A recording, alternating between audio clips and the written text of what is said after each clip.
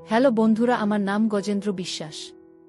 বয়স ২৪ বছর, উচ্চতা ৫ ফুট ৬ ইঞ্চি। প্রতিদিন ব্যায়াম করার কারণে পেটানো চেহারা। আমার মায়ের সাথে ঘটে যাওয়া সত্য ঘটনা অনেক সাহস নিয়ে তোমাদের সাথে শেয়ার করছি। এবার মূল কথায় ফিরে আসি। আমার মায়ের নাম আভা রানী বিশ্বাস। বয়স ৪৮ বছর।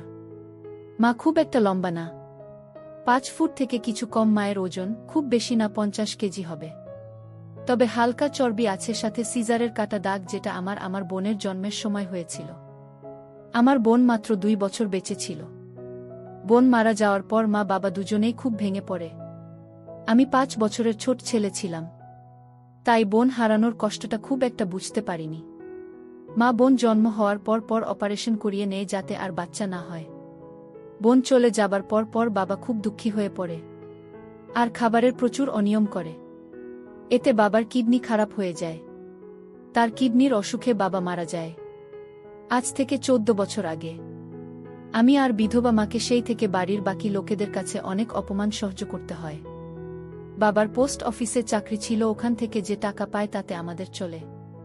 মা খুব শিক্ষিত না হওয়াতে বাবার চাকরি করতে পারে না। আমি ছোট থেকেই পড়াশোনায় ভালো ছিলাম, তাই ২ বছর আগে চাকরি পেয়ে যায়। ভালো পোস্টে ৬ মাস ট্রেনিংয়ের পর কলকাতাতে পোস্টিং হয় আমার মিউনিসিপাল কর্পোরেশনের সহকারী অফিসার হিসেবে। কলেজ লাইফে প্রচুর মেয়েদের সাথে সম্পর্কে জড়ালেও সব কাজে খুব পারদর্শী হয়ে পড়ি। বাবা চলে যাবার পর আমি ও মা একে অপরকে আঁকড়ে ধরে বেঁচে থাকি। বাড়ির বাকি লোকেদের অন্যায় ব্যবহারের পরও আমার বিধবা মা নিজের মনের জোরে আমাকে ভালোবাসা দিয়ে বড় করে তোলে। আমাদের ভাগে ২টি রুম, সাথে রান্নাঘর ও বাথরুম। ছোটবেলায় মায়ের সাথে ঘুমাতাম, কিন্তু মাধ্যমিক পরীক্ষার পর আলাদা ঘরে ঘুমাতে চাইলে মা মানা করে। তাই অন্য ঘরে পড়াশোনা করে রাতে মার সাথে ঘুমাতাম। কলেজে পড়ার সময় পড়া ছাড়াও ওইসব নিয়ে খুব ভাবতাম। আমার বাড়িতে লুকিয়ে লুকিয়ে ভিডিও দেখতাম আর বাথরুমে হাত দিয়ে।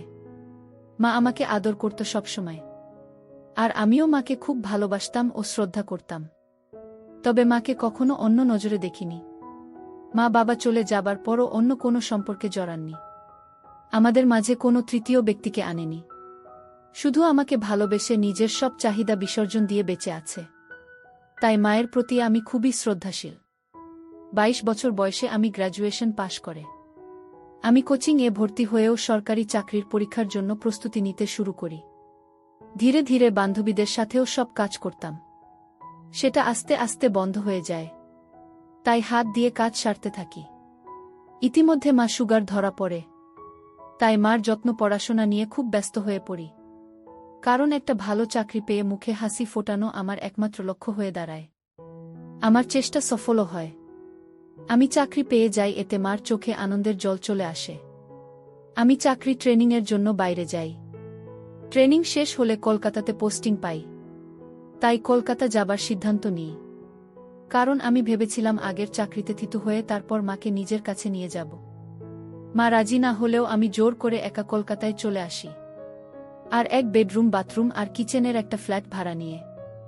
নতুন চাকরির কাজের চাপে নিজের যত্ন নেওয়ার কথা কি ভুলে যায়। সারাদিন অফিস থেকে বাসায় ফিরে হোটেলের খাওয়া দাওয়া করি, আর অভ্যস্ত রেগুলার ভিডিও দেখি, আর হাত দিয়ে কাজ সারা আর সিগারেট টানা বাজে অভ্যাস শুরু করি। এতে হিতে বিপরীত হয়, আর আমার টাইফয়েড হয়ে যায়। খুব অসুস্থ হয়ে পড়ি।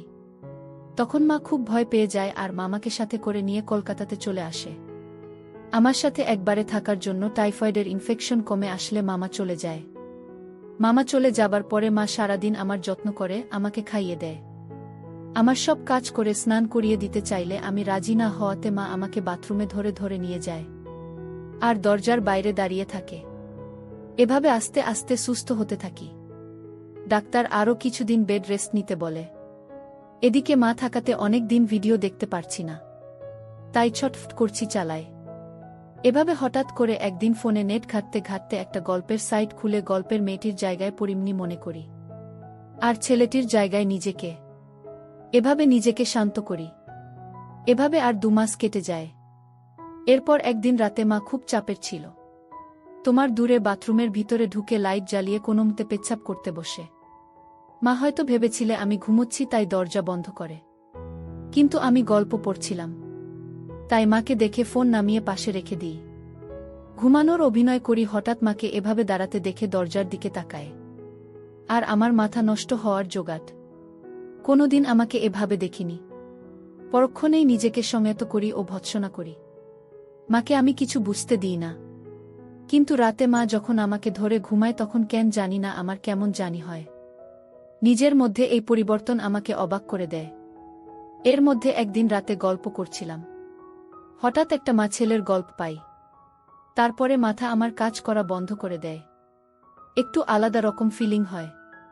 নিজের ওপর রাগ হয়, কিন্তু আলাদা রকম উত্তেজনা হয়। একটার পর আরেকটা গল্প করতে শুরু করি।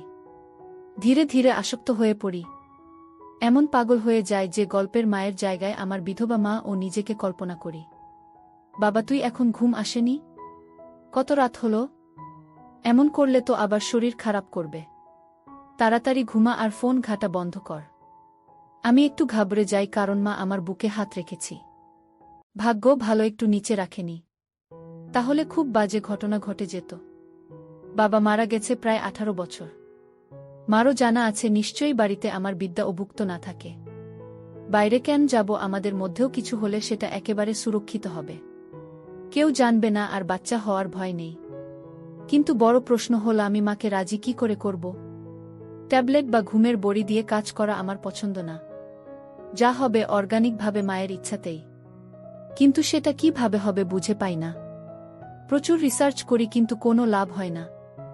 আমি বিপাকে পড়ে যাই। কিভাবে কি করব? চোখের নিচে কালো দাগ পড়ে যায়। শুধু জিজ্ঞেস করে, বাবা তোর কি হয়েছে? কিন্তু আমি কিছু বলতে পারি না। আমার জন্মদিনের দিন নিজের মতো করে আয়োজন করে আমরা আনন্দ করি। এরপর মা আমাকে বলে, জন্মদিনে কি উপহার নিবি বাবা? আমি তখন বলি, মা তুমি সুখী থাকবে, খুশি থাকবে, তোমাকে ভালো যেন রাখতে পারি সেই আশীর্বাদ দাও। মা বলে, তুই আমার খুব ভালো ছেলে, আমার স্বপ্নগুলো পূরণ করছিস, আমি খুব খুশি। এই কথা বলে মা কপালে আর গালে একটা হামি দেয়, আমিও একটা হামি দিই। এরপর মা বলে, বাবা একটা সত্যি কথা বলতো, রাতে কি ঘুম আসে না? তোর চেহারাটা তো কেমন হয়ে যাচ্ছে, আমার থেকে কি করছিস? আমি বললাম, কিছু কথা আছে, সেটা তোমাকে বলা যাবে না। এই ঘটনার দুদিন পর রবিবার দুপুরে মাঝখান থেকে বের হয়। আমি শুয়ে শুয়ে টিভি দেখছিলাম। হঠাৎ দেখি মাথা হালকা পিছলে যায়। আর মা আলনা ধরে নিজেকে সামলানোর চেষ্টা করে। এই ধস্তাধস্তিতে মা এক সেট হয়ে যায়। আর এই অবস্থায় আমি দেখে ফেলি। মা খুব লজ্জা পেয়ে যায়। আর যখন দেখি আমি তাকে দেখছি, তখন মা আমাকে বলল, বাবা দিকে তাকাও, আমার লজ্জা লাগছে। সাথে সাথে সারা দিয়ে ঢেকে নীল আর একটা নাইটি নিয়ে দৌড়ে বাথরুমে চলে গেল মা। অনেকক্ষণ হলো বাথরুম থেকে বেরোচ্ছে না দেখে আমি মাকে দেখতে থাকলাম। কিন্তু মা দরজা খুলছে না। অনেক জোরাজুরির পর মা দরজা খুলল। কিন্তু মায়ের মুখ গম্ভীর। আমি মাকে বললাম, কি হল তোমার মা? উত্তরে মা বলল, বাবা খুব বাজে ব্যাপার ঘটে গেল। এখন আমি তোর সামনে স্বাভাবিকভাবে থাকব। মা আমার হাত ধরে বলল, বাবা তুই আমার সব দেখে ফেলেছিস? উত্তরে আমি একটু ইতস্তত হয়ে বলি, হ্যাঁ মা, সব কিছু দেখে ফেলেছি। মা মাথায় হাত দিল আর বলল, খুব খারাপ হল জিনিসটা। আমি বলি, না, এটা অতটাও বড় ব্যাপার না। তখন মা বলে, কি বলছিস? আমার সব দেখে ফেললি আর বলছি কোনো ব্যাপার না। উত্তরে বললাম, মা অত ভাবছ কেন তুমি? বাইরের কোনো তৃতীয় ব্যক্তি তোমাকে দেখিনি। আমি তো তোমারই অংশ। আমি দেখেছি তুমি নিজের ইচ্ছেতে তো আমাকে সব দেখাওনি, ভুল করে হয়ে গেছে। নিজের ইচ্ছেতে দেখালে আলাদা ব্যাপার ছিল। আর তুমিও তো আমাকে কত এক্সিট অবস্থায় দেখেছ। তাহলে কি আমি লজ্জা করে বসে থাক? ঘরে চলো। এটা শুনে মা বলছে, বাবা সে তো ছোট থাকতে দেখেছিস, এখন তো কত বড় হয়ে গেছিস। আর আরেকটা কথা, নিজের ইচ্ছেতে যদি আমাকে দেখে ফেলতে তখন কি আমাকে খারাপ ভাবতে? আমি রেগে গিয়ে বললাম, আগে শীতের পোশাক পরো, আমার খিদে পেয়েছে, একসাথে খাবো। তারপর আমি একটু বাইরে যাব। আমি স্নান করে আসি, তুমি পুজো দিয়ে নাও। আমি বাথরুমে গেলাম আর হাতের কাজ সেরে নিলাম। আমার মাথা ঘুরে গেল। আমি তাড়াতাড়ি সব পরিষ্কার করে স্নান করতে লাগলাম। আমাকে নিয়ে ভাবতে লাগলাম, যেভাবেই হোক মায়ের সাথে কাজটা করতে হবে। আমি হালকা হালকা ইশারা দেবে আমাকে। এইভাবে স্নান করে বেরিয়ে দেখি মা খাবার রেডি করে ডাইনি নিয়ে বসে আছে। আমি চুল আঁচড়ে বরিস পায়ে লাগিয়ে খেতে বসলাম। আর চোখে মাকে দেখছি মা নিচু হয়ে খাচ্ছে দেখে আমি বললাম, মা কি হয়েছে? তোমার যা হয়েছে সেটা ভুলে যাও তো। মা বলছে, বাবা আমি বলতে পারছি না, খুব লজ্জা লাগছে। এই কথা শুনে আমি নিজের রাগ সামলে নিয়ে বলি, মা আমি কি করে তোমারে লজ্জা কাটবে তুমি বল। তো মা বলে, আমি কিছু জানি না রে বাবা। আমি এবার বলি, ঠিক আছে, তোমার এই গুণটা মুখ আমার দেখতে ভালো লাগে না। তুমি ছাড়া আমার আর কেউ নেই। আমি তোমার সামনে এক সেট হয়ে যাবা, তুমি দেখে নিও। তাহলে তোমার লজ্জা যদি কাটে। আর মা তুমি পোশাক পরেও যতটা সুন্দরী, পোশাক ছাড়াও তত সুন্দরী। এটা শুনে মা একটু থমকে গেল। তখন আমি মাকে বলি, আমি 8টার দিকে বাড়ি ফিরে আসি, তারপর সব কথা হবে। আমি বেরিয়ে আমার এক বন্ধুর সাথে আড্ডা দিতে চাই, কিন্তু মন লাগছে না। তাই 6টার দিকেই বাড়ি ফিরে আসি। মা আমাকে আসতে দেখে বলে, এত তাড়াতাড়ি চলে এলে যে? আমি বলি, তুমি এমন গোমরা হয়ে বসে থাকবে আর আমি বাইরে আড্ডা দিই, সেটা হয় না। আর আকাশটাও খারাপ করেছে, ঠান্ডাও লাগছে ভালো, তাই চলে এলাম। আমরা একসাথে চা খাই। তারপর মাকে বলি, এবার তুমি আমাকে খুলে বলল, কি হয়েছে তোমার? তো মা বলল, তুই আমার সব দেখলি, তোর বাবা ছাড়া আর কেউ আমাকে দেখিনি। আজ তুই দেখলি কেমন লাগছে? তোর সামনে আসতে লজ্জা লাগছে। খুব ভালো ছিলাম, যে কোনো অভাব ছিল না, কিন্তু কি জানি কি হচ্ছে। তখন আমি রেগে যাই আর বলি, তোমাকে পুরোপুরি এক সেট প্রথম দেখেছি হয়তো, কিন্তু তোমার প্রায় প্রতিটি অঙ্গ আমি দেখেছি। যখন তুমি রাতে বাথরুম যেতে দরজা বন্ধ না করে। না, এটা শুনে একটু হয়ে যায়। এরপর আবার আমি বলি, এই মাঝ বয়সেও এত মেনটেন করে রেখেছে। পেটের ছেলে দেখেছে, তাতেও লজ্জা জিজ্ঞেস করতে না আমি কেন ঘুমাই না? সেটার উত্তর হল, রাতে ঘুম আসে না। 25 বছর বয়সে যে জ্বালা হয় সব ছেলে ঠিক তেমনি জ্বালা আমার, কাউকে বলতে পারি না। তাই ভালোবাসার অভাবে আমার এই অবস্থা। মা তখন বলে, নিজেকে সংযত করার অন্য একটি উপায় আছে, সেটা করে একটু আরাম পাবে। কিন্তু শরীরকে এভাবে কষ্ট দিস না বাবা। তখন আমি বলি, মা আমার কষ্টের পরিমাণ অনেক, তাই তোমাকে বললাম, সন্তানের কষ্ট মা ছাড়া আর কেউ বুঝবে না। মা বলে, আমি জানি বাবা। একটা কথা বলি, আমিও তো নিজের চাহিদা ভুলে তোর জন্য বেঁচে আছি। তুই নিজে কষ্ট পেলে আমার কষ্ট হয়। বাবা আমাকে একটু সুখ যে বাবা। আমি তখন বলি, তোমাকে সুখী করা আমার একমাত্র উদ্দেশ্য। আজকে রান্না করতে হবে না, বাইরে থেকে খাবার অর্ডার করছি। কাল তো ছুটি, কালকে বাড়িতে আছি, তাই হালকা খাওয়া যাবে না। এবার বলে, বাবা এটা বুঝছিস, আমার ছেলে মাঝে আমি কোনোদিনও কাউকে আনেনি। তুই আমাকে একটু সুখ দিস তাহলে হবে। আমি বলি, তোমার জন্য আমি সব করতে পারি। যেমন তোমার লজ্জা ভাবটা আগে কাটায় বলে বাথরুম গিয়ে হাত পা ধুই আর সব বাইরের জামাকাপড় ছেড়ে এক সেট হয়ে বাইরে বের হই। মা চা খাচ্ছিল, মাকে এই অবস্থায় দেখে চমকে যায় আর আমার হাত থেকে কাপ নিচে পড়ে যায়। মা বলে উঠে, বাবা এ কি অবস্থা তোর? কেন এমনটা করলে? আমি ওই অবস্থায় মায়ের সামনে গেলাম আর মাকে বললাম, তোমার লজ্জা কাটানোর জন্য আর কোনো উপায় ছিল না। তুমি তো নিজের ইচ্ছেতে সব কিছু দেখাননি, তাও লজ্জা পাচ্ছ। আমি নিজের ইচ্ছেতে তোমাকে সব দেখলাম, কিন্তু দেখো মা, আমার একটুও লজ্জা করছে না। তোমার লজ্জা আশা করি এবার কেটে যাবে। আমরা একে অপরের পরিপূরক, আমাদের মাঝে কেউ আসবে না। তোমার সব কষ্ট আমি দূর করব। এইভাবে মনে হয়ে থাকবে, আমি সেটা দেখতে পারছিলাম না। মা আমার কথাগুলো শুনছিল, এক দৃষ্টিতে আমাকে দেখছিল। তারপর মা বলল, কাপড় পরে অসুস্থ ছেলে, ঠান্ডা লেগে যাবে। আর লজ্জা করব না বলে দাঁড়াও, আর একটা হামি দিল আর রান্নাঘরে চলে গেলা। নিজেকে আয়নাতে একবার দেখলাম আর ভাবলাম, চেহারাটা বেশ আমার। আমি এবার পোশাক পরে নিলাম। ইতিমধ্যে খাবার চলে আসলে আমরা তাড়াতাড়ি খেয়ে নিলাম। বাইরে ঝড় বৃষ্টি শুরু হলো, লোডশেডিং হয়ে গেল। আমরা সব ঠিকঠাক বন্ধ করে ইনভার্টার দিয়ে ছোট বাল্ব জ্বালিয়ে সবার জন্য রেডি হলাম। আমাদের ফ্ল্যাটটা 3rd ফ্লোরে। একটি ফ্ল্যাট কি আছে, কিন্তু ওনার বাইরে থাকে। আমাদের উপরে টেরাস গার্ডেন বা শুয়ে পড়ল। আমি বাথরুমে গিয়ে মা কথা ভেবে কাজ করতে লাগলাম, কিন্তু মা ডাকাডাকি করাতে ঘরে চলে আসলাম। মা ঘরে আসতেই জিজ্ঞেস করল, এতক্ষণ কি করছিলে? আমি বললাম, পটি করছিলাম। তো মা হঠাৎ বলে উঠল, পটি করছিলি না, অন্য কিছু করছি কে জানে। আমি কিছু বললাম না, জল খেয়ে সোজা বিছানায় উঠলাম ও কম্বল গায়ে দিয়ে মাকে বললাম, মা আরও গল্প করি। নিজেদের সুবিধা অসুবিধা সব বুঝি, কেবল 10টা বাজে, কাল ছুটি, দেরি করে উঠব। মা বলল, ঠিক আছে, আজ থেকে আমি তোকে ঘুম পাড়িয়ে দেব।